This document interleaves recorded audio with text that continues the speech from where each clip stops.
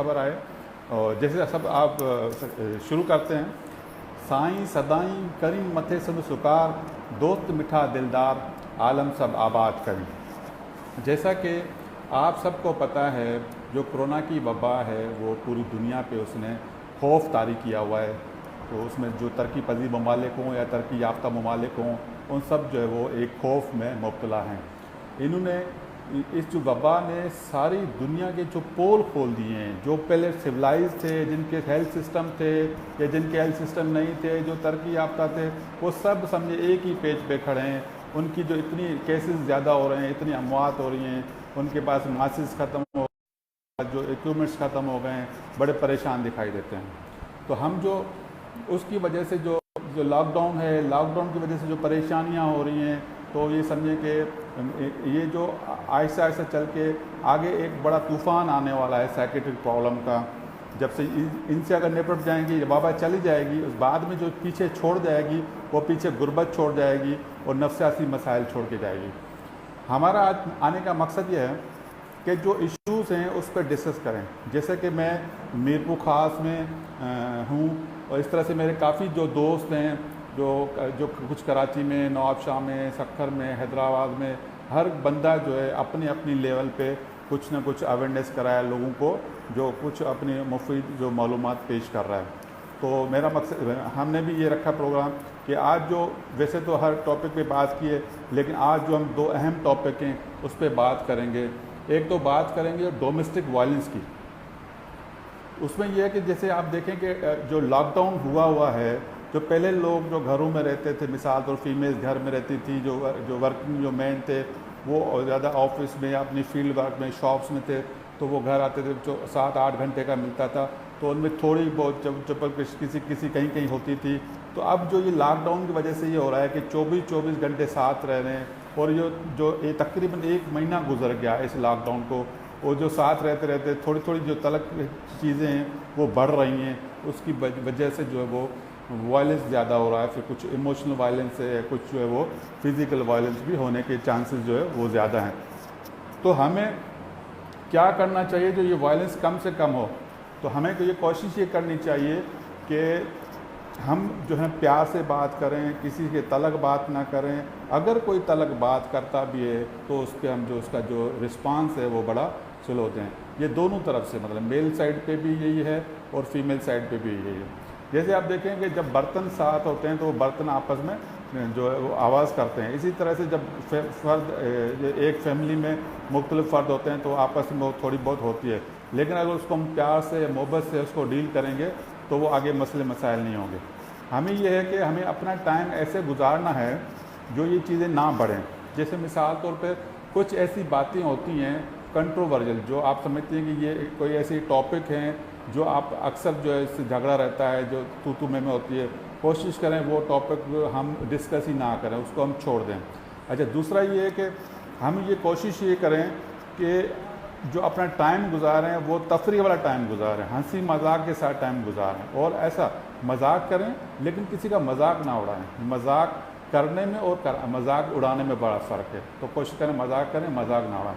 मजाक उड़ाने से मुराद ये है कि आप ऐसी बात करें जिससे किसी को सदमा हो, तो वो मजाक उड़ाने के बराबर उस ज़मरे में आता है। लेकिन आप ऐसा मजाक करें जिससे अगला भी उससे लुत्फ़अंदोज़ हो रहा, तो वो मजाक। तो आपने ये कोशिश करना, ये रहना। अच्छा, दूसरी बात जो है कि अगर किसी को किसी बात पे गुस्सा आता है तो कोशिश करें कि आप उसका रिस्पांस गुस्से में ना दें, उसका रिस्पांस आप जो है वो इग्नोर कर दें उसको। हो सकता है कि आप अभी जो वो गुस्से में बात कर रहे हैं तो थोड़ी देर बाद उनको खुद को ये रियलाइज़ हो जाए कि मैंने जो ये बात की थी ये गलत थी। अगर एक बंदा अगर गुस्सा कर रहा है, आप भी उसका जो रिस्पांस गुस्से में देंगे तो डेफिनेटली जो है वो अगले को और ज़्यादा गुस्सा आएगा। और तो होता है कि इंसान जो है ना बड़ा खुदगर्ज है ना, तो इंसान क्या करता है कि वो कहता है कि जो मैं अगर कोई गलत बात कर रहा हूँ, मैं नाजायज़ी कर रहा हूँ, तो वो गलती कर रहा हूँ तो उसकी माफ़ी होनी चाहिए, लेकिन अगला जो कर रहा है उसकी माफ़ी नहीं होनी चाहिए, उसकी सज़ा होनी चाहिए। तो अगर हम ये अपने लिए सोचते हैं कि जो है वो हम अगर कोई गलती करते हैं, हमसे कोई गलती हो जाती है, उसकी माफ़ी होनी चाहिए, तो अगर यही हम अप्लाई करें अगले बंदे पे, अब ओपोनेंट जो है अगर वो सोचें कि हो सकता है उसने गलती की हो सकता है माफ़ कर दो उसको, अगर ये हम सोचें तो ये हमारे घर में इतने झगड़े वगैरह ना हों। दूसरा, अपना टाइम को ऐसे एक्सपेंड करें कि इंटरेक्शन एज़ कम्पेयर टू जो हो तो अच्छा हो और ज़्यादा ना हो। जैसे अगर मिसाल तौर पे को मेल हैं तो वो अपने फीमेल्स को अपना काम अपने सपोर्ट कर सकते हैं, उसकी काम में मदद करा सकते हैं, आपकी जो सफाई के काम कर सकते हैं, या जो आपका जो ऑफिस का काम है वो आप घर पे कर सकते हैं, ताकि वो जो आपका ऑफिस वाला जो वो नुकसान भी नहीं होगा और वो जो आप कर सकते हैं। दूसरा, कोशिश ये करें कि आप जो है वो ये करें कि अब ये जो वबा है, वबा में आपको खुश रहना है, इसमें अपने आप का मूड ख़राब नहीं करना, गुस्सा नहीं करना। अगर आप गुस्सा करेंगे तो ज़रूर ये स्ट्रेस क्रिएट करेगा, और स्ट्रेस जो आपको पता है, स्ट्रेस की वजह से कॉर्टिसोल जो वो इंक्रीज़ होता है। स्ट्रेस जैसे कॉर्टिसोल और एपिनेफ्रिन जो स्ट्रेस हार्मोन्स हैं, ये आगे चल के आपको और मसले मसाइल करा सकते हैं। अभी जो वबा, जैसे आपको पता है वबा में इसकी कोई मेडिसिन नहीं है, इसमें जिसका ये जो हम देख रहे हैं, जो लॉकडाउन की पोजीशन देख रहे हैं, लोगों का जो रवैया देख रहे हैं, ये जो हमें मुझे लगता है कि ये जो वबा हम सबको अफेक्ट करेगी, ये वायरस हम सबको अफेक्ट करेगा। लेकिन इस वायरस में जो वही सर्वाइव कर सकेगा जिसका इम्यून सिस्टम अच्छा होगा। अगर आप खुश रहेंगे, आप चिड़चिड़ापन नहीं रखेंगे, आप जो घर का माहौल सही रखेंगे, लड़ाई नहीं करेंगे, खुद खुश रहेंगे, लोगों को भी खुश रखेंगे, तो आपका जो इम्यून सिस्टम है बड़ा अच्छा होगा। अगर इम्यून सिस्टम अच्छा होगा तो आपको ये वबा आपसे ऐसे गुजर जाएगी, ये जो वायरस गुजर जाएगा, आपको कोई नुकसान है। मेरा आपसे यही जो है रिक्वेस्ट है कि आप ऐसे टॉपिक ना छेड़ें जिसकी वजह से ज़्यादा मसले मसाइल और इग्नोर करें प्यार मोहब्बत से। अच्छा, ये कोशिश ये करें कि जो अगला जो है आपका जो पार्टनर है या जो आपके अफराद हैं, उनको मैं कैसे खुश रख सकूँ, उनको अपनी ये कोशिश करनी है कि ये नहीं कि मुझे लोग खुश रखें, मुझे घर वाले खुश रखें, लेकिन आपने ये कोशिश करनी है कि मैं जो है अगलों को, या मैं जो अपने मियाँ को, या जो मैं अपनी बीवी को, या जो बाकी अफराद हैं, मैं उनको कैसे खुश रख सकता हूँ, वो चीज़ें ढूंढनी है जो उनको खुश रख सकते हैं। तो इससे जो है आपका इन्वायरमेंट अच्छा होगा। इन्वायरमेंट अच्छा होगा तो आपका इम्यून सिस्टम डेफिनेटली जो बढ़ेगा। अच्छा, अब आप जो है वो डॉक्टर मोती साहब का जो टॉपिक था कि इस पर जो बात करते वो जो है चाइल्ड को जो मैनेजमेंट का, लेकिन इत्तेफाक की बात है कि उनसे जो है राब्ता हो नहीं पा रहा। मैंने काफ़ी कोशिश की है, तो अब ये करते हैं कि उसी पे मैं ही बात कर लेता हूँ।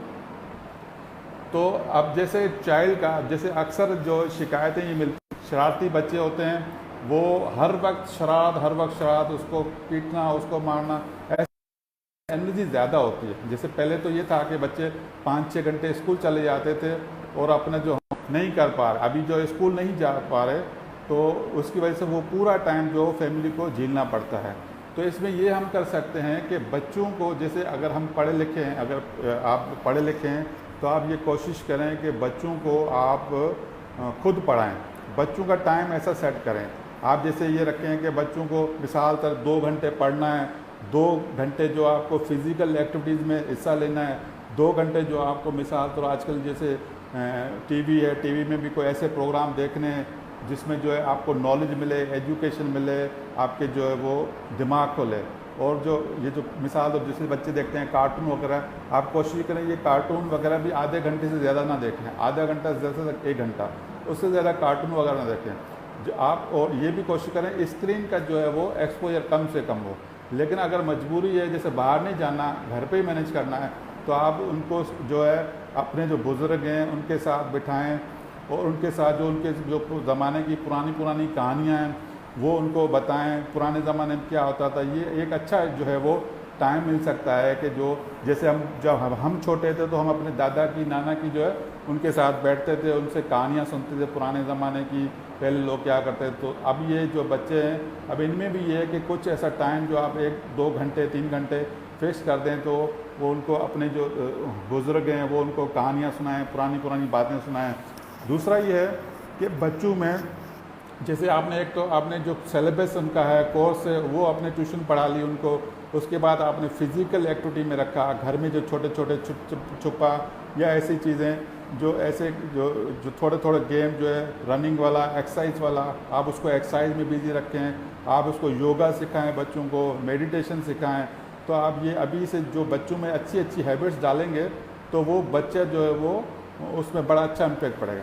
इसी तरह से बुज़ुर्गों के साथ बिठाया, और इसके साथ साथ आप उनको जो है छोटे टास्क दें बच्चों को, क्रिएटिव माइंड के। ताकि जिस जिस बच्चे को जो शौक़ है, किसी को पेंटिंग का शौक़ है, किसी को लिखने का शौक़ है, किसको, तो आप इस तरह से करें। अगर आप बच्चे बड़े हैं तो आप उनको ये इंग्लिश सिखा सकते हैं। आजकल देखें कि कितनी चीज़ें, सॉफ्टवेयर भी आ रहे हैं, कोई गूगल में भी काफ़ी एप्लीकेशन भी हैं, आप वो एप्लीकेशन डाउनलोड करके दें ताकि बच्चे इंग्लिश सीखें, टाइपिंग सीखें, या जो और बच्चे बड़े हैं तो वो उसके साथ कोई हुनर सीखें। पार्लर वाला जो है वो समझिए कि ऐसे सॉफ्टवेयर भी हैं जो आप गूगल पे देखेंगे तो वो भी सीख सकते हैं, कुकिंग सीख सकते हैं, सिलाई का है वो भी सीख सकते हैं। इस तरह से आप कोशिश करें कि उन बच्चों का जो टाइम है वो एक्सपेंड, बच्चे की उम्र के हिसाब से, उसके हिसाब से उन बच्चों का जो टाइम आप फिक्स कर दें। मतलब आपने उन बच्चों को एंगेज रखें, उनको सोशल जो है वो एक्सरसाइज भी उनकी होनी चाहिए, उनकी जो है वो पढ़ाई भी होनी चाहिए, उनकी मेडिटेशन भी आपने सिखाई है, उनको बुज़ुर्गों के साथ बिठाना भी सिखाया है, और उनको जो जनरल नॉलेज की चीज़ें भी सिखाई, और उसके अलावा उनको जो है वो नए नए जो प्रोडक्टिव काम हैं, जो स्किल्स हैं, वो भी आपने सिखाने हैं। अगर आप ये, और बच्चों को ये भी है कि आपने बच्चों की नींद पूरी करनी है, बच्चों आप अपनी नींद भी पूरी करनी है और बच्चों में भी ये चीज़ डालनी है कि वो अपनी नींद पूरी करें। जब नींद अच्छी होगी तो जो है वो, जैसे मैंने बताया, नींद अच्छी होगी, एक्सरसाइज होगी, फ्रूट का इस्तेमाल होगा, वेजिटेबल्स ज़्यादा इस्तेमाल करनी है। ये जो मुर्गन ये जो जंक फूड वगैरह, ये कोशिश करें ना इस्तेमाल करें, अगर बहुत कम इस्तेमाल करें। इनसे क्या कि इम्यून सिस्टम थोड़ा डिस्टर्ब होता है जंक फूड इनसे। और कोशिश करें अपनी डाइट में और बच्चों की डाइट में शुगर का जो है वो मिकदार कम हो, तो और जो है ज़्यादा एक्सरसाइज, ये चीज़ें आप करेंगे तो आपके बच्चे भी जो है उसमें अच्छे मैनेज हो जाएंगे। अच्छा, बच्चों को चीज़ों को रोकें नहीं। कुछ बच्चे जैसे होते हैं कि आप जो रोकेंगे तो वो डबल करेंगे, आप उनको डांटें नहीं, वो नहीं करें। आप कोशिश करें, अगर किसी बच्चे में ज़्यादा एनर्जी है, ज़्यादा वो है, तो आप कोशिश करें कि उस बच्चे को, उसको डाइवर्ट करें, बच्चे को एप्रिशिएट करें। अगर कोई बच्चा अच्छा काम करता है, कोई उसमें अच्छी क्वालिटी है, तो आप उसको अप्रिशिएट करें। बच्चों, अब जैसे तारीफ़ जो है ना वो हर किसी को अच्छी लगती है। अगर कोई बच्चा काम अच्छा कर रहा है, आप उसकी तारीफ़ करेंगे तो उसको और ज़्यादा मोटिवेशन मिलेगी, और ज़्यादा उसको मज़ा आएगा, और वो ज़्यादा वो अच्छा बनने की कोशिश करेगा। तो कोशिश ये करें कि जो मतलब अच्छी चीज़ें उसको आप तारीफ़ करें। मतलब गिटार का वो साज बजाएं जो अच्छा है, जो ख़राब साज है वो ना बजाएं। अच्छा, इसके अलावा आप समझते हैं कि जो है ये चीज़ें आप, मैं समझता हूँ कि आप अपना करेंगे तो आपके जो है बच्चे वो काफ़ी जो है इससे काम डाउन रहेंगे, आपको इतना तंग नहीं करें। अच्छा, दूसरा ये कि हम बड़े बच्चे हैं तो उनको आप अपने साथ वो काम में भी लगा सकते हैं। तो जो आज हमने कोशिश की है, एक तो हमने किया है कोशिश में जो है वायलेंस का कोशिश किया है, दूसरा जो हमने किया है इसको जो बच्चों को कैसे मैनेज करें। इसके अलावा भी आपके जहन में कोई सवाल हो तो आप पूछ सकते हैं, कोई आप टेस्ट कर सकते हैं, तो मैं इसका रिप्लाई दे सकता हूँ। तो इत्तेफाक की बात है कि डॉक्टर मोती साहब जो है वो कनेक्ट नहीं हो सके। अगर वो होते तो उनकी जो बात करने का जो है वो स्टाइल भी बड़ा अच्छा है, और वो शायरी भी ज़्यादा करते हैं, तो आप ज़्यादा उसको एंजॉय करते हैं। अभी आपके जहन में कोई सवाल हो तो आप पूछ सकते हैं।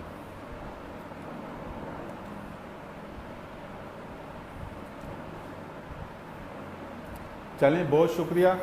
तो इसके साथ ही जो है वो आज इसको यहीं वाइंड अप करते हैं। बस ये कि आप सोशल डिस्टेंसिंग ना रखें, फ़िज़िकल डिस्टेंसिंग रखें, जिस्मानी तो फासला रखें, लेकिन दिलों को जोड़ कर रखें। जो अपने आपके रिश्तेदार हैं, आपके दोस्त हैं, जो किसी बात से नाराज़ थे, आप उनको मनाएं, उनको फ़ोन करें, उनसे गपशप करें, ऑडियो कॉल करें, वीडियो कॉल करें, ताकि उनको खुश रखें। और जो किसी से गलती हुई है वो आप भी माफ़ करें, अगला खुद ही माफ़ कर देगा। इस तरह से वो बने रखें और अपना ख्याल रखें, खुश रहें और जो है खुशियाँ बाँटें। बहुत बहुत शुक्रिया आपकी तवज्जो से सुनेगा।